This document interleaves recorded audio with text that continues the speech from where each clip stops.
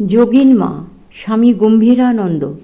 যোগিনমা গৃহে বাস করিলেও তন্ত্রসাধক শ্রীযুক্ত ঈশ্বরচন্দ্র চক্রবর্তীর নিকট কৌল সন্ন্যাস গ্রহণপূর্বক তান্ত্রিক দেবী পূজার গুহ্য তত্ত্ব শিখিয়া লইয়াছিলেন এবং নিষ্ঠা সহকারে তদনুরূপ সাধনও করিয়াছিলেন।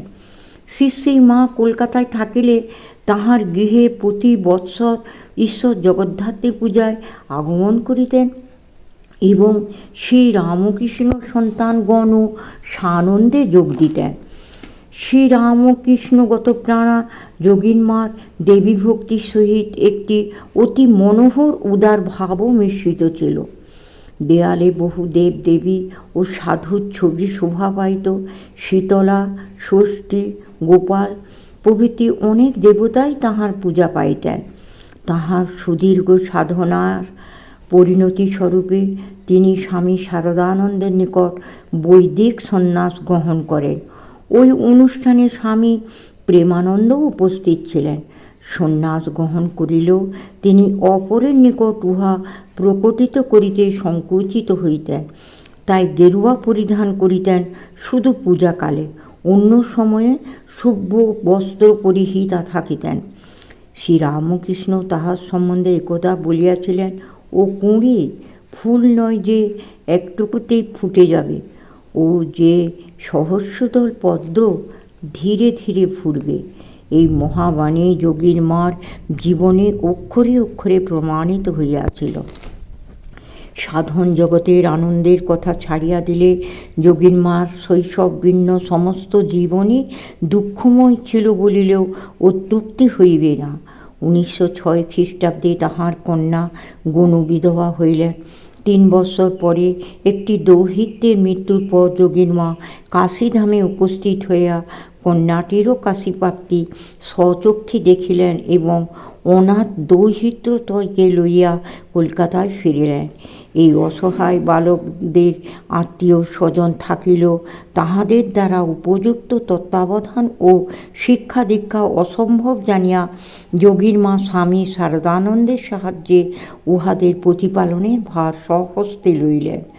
অথচ আশ্চর্যের বিষয় এই যে উহাদের সর্বপ্রকার দায়িত্ব গ্রহণ করিয়াও তিনি কখনো তাহাদিগকে বলপূর্বক রামকৃষ্ণভাবে প্রভাবান্বিত করার বৃথা চেষ্টা করিতেন না।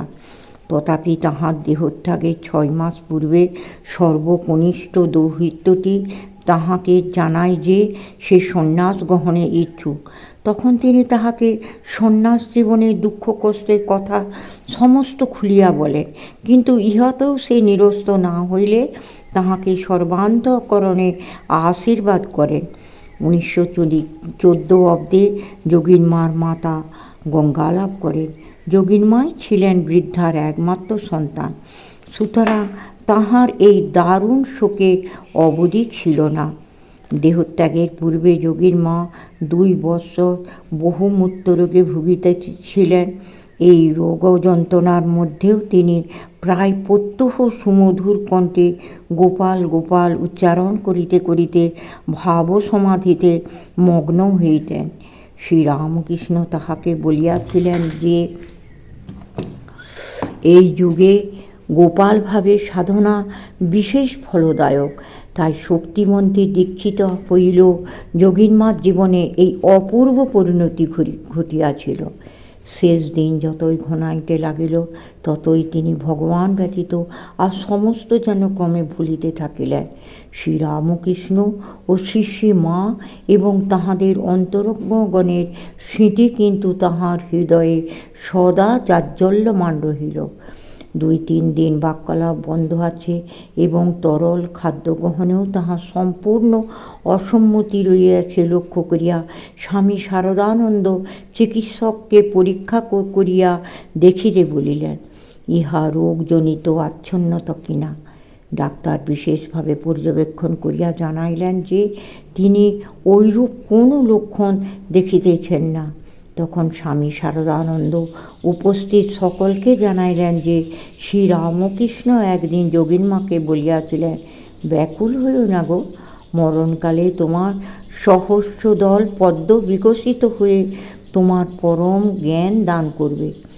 অবশেষে 1924 খ্রিস্টাব্দে 4 জুন বুধবার ঠাকুরের নৈশ ভোগাদির পরে যখন সকলে কর্তব্যমুক্ত হইয়া নিশ্চিন্ত, তখন শেষ মুহূর্ত আগত দেখিয়া স্বামী শারদানন্দ তাহার মস্তক পার্শ্বে বসিয়া গম্ভীরস্বরে শ্রীরামকৃষ্ণ নাম শুনাইতে লাগিলেন।